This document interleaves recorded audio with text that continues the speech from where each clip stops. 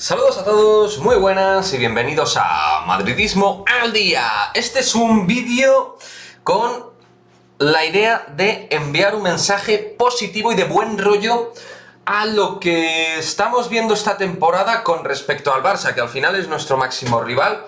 Vamos a ver cómo termina todo. Y este vídeo incluso se sale de lo estrictamente relacionado con la victoria o con la derrota. Tiene que ver más con las sensaciones y con el baloncesto a nivel de núcleo, ¿de acuerdo?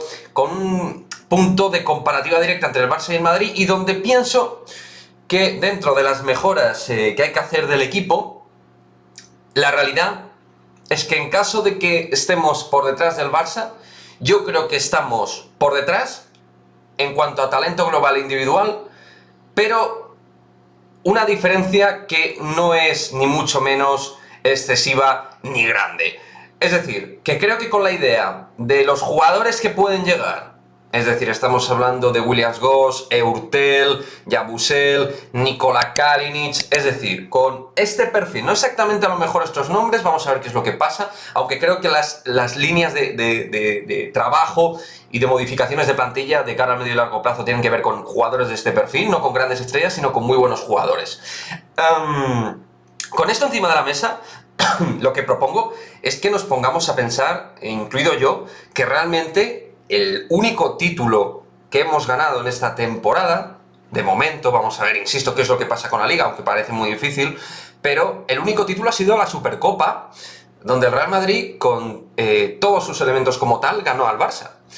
De hecho, es con el equipo en plenitud, más allá de que, oye, pues el Barça tuviera que ajustar, mejorar, porque el Barça está en un periodo distinto de planning de plantilla al nuestro, seguramente. Pero la realidad en cuanto a jugadores es esta. Por lo que, a mi parecer, viendo la vida del Madrid de básquet con una perspectiva más positiva, creo que hay que lanzar un mensaje positivo incluso sin ganar ningún título importante, que sería algo tremendo, ¿no? En el Real Madrid, tanto en el fútbol como en el básquet.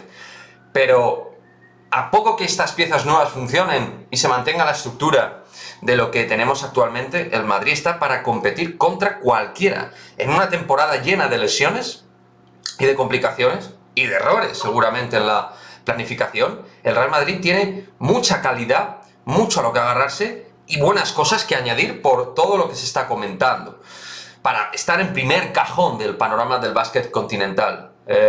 Entonces, bueno, era un poco esta la línea y la idea del vídeo, ¿no? De, oye, pues hay tristeza, sí, hay cabreo, sí, y hay cierto vacío también. Evidentemente, si nos quedamos sin ningún título, pues nos quedamos vacío de títulos y vacío de ánimo. Pero en una temporada muy atípica, llena de lesiones y donde la perspectiva futura creo que es bastante halagüeña. Y creo que los jugadores que van a llegar son buenos jugadores, muy buenos jugadores que van a sumar a los buenos jugadores y muy buenos jugadores que tenemos. Así que nada, un vídeo positivo que creo que, oye, nos viene bien para en el pozo frío analizar qué es lo que hay, y que en caso de que hagamos estas modificaciones, que yo confío en que se vayan a hacer, vamos a estar otra vez luchando por absolutamente todo y con un equipo que para mí no es peor en caso de que se hagan las modificaciones correctas con respecto al Barça. Me gustaría que dejéis vuestros comentarios, que me deis vuestra opinión al respecto, cómo veis las comparativas directas entre las dos plantillas y con los cambios que parece hacer, vamos a estar otra vez en primera plana para ganar todo, o si realmente veis que hay una distancia mayor de lo que yo estoy aquí exponiendo. Aquí está el vídeo y nos vemos en el próximo vídeo.